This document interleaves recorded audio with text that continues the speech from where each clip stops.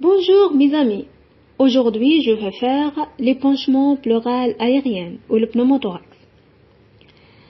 La définition du pneumothorax, c'est la présence d'air entre les deux feuillets pleurales par la rupture de la plèvre viscérale. L'épanchement pleural aérien ou le pneumothorax suspecté devant l'apparition brutale de douleurs thoraciques type pointe de côté, c'est une douleur déchirante avec la présence de dyspnée et l'angoisse et la toux sèche. Reconnue sur les signes physiques suivantes, à l'inspection, il y a une diminution de l'ampliation thoracique ou immobilité de l'hémothorax atteint, dilatation de l'hémothorax atteint et élargissement des espaces intercostaux du côté atteint. À la palpation, il y a une abolition des vibrations vocales, bien sûr, sur le côté atteint. À la percussion, tympanisme ou augmentation de la sonorité normale du côté atteint par la comparaison du côté sain.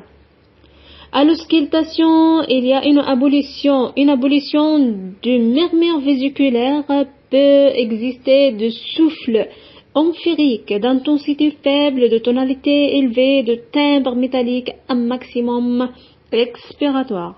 Peut mettre en évidence un retentissement métallique de la voix, de la toux, le syndrome d'épanchement pleural aérien ou aérien reconnu par l'examen clinique sur le triade de Galliard. Le triade de Galliard fait de l'abolition des vibrations vocales et tympanisme et abolition des murmures vésiculaires. À noter que le temps de l'examen clinique qui permet de différencier le syndrome d'épanchement pleural aérien du liquidien et la percussion.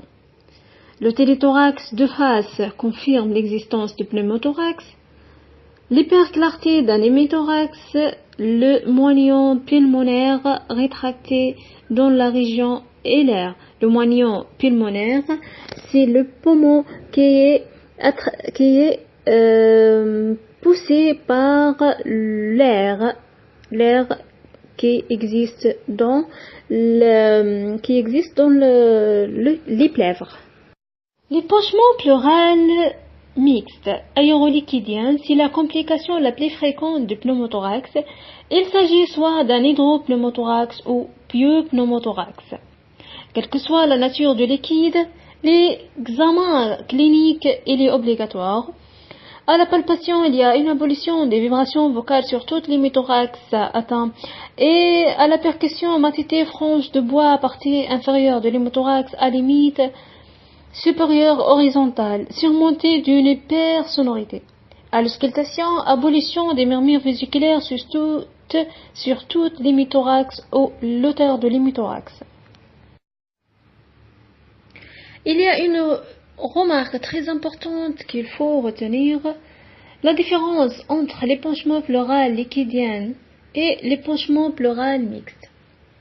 À l'épanchement pleural mixte, à la percussion, il y a une limite supérieure horizontale, mais à l'épanchement pleural liquidien libre,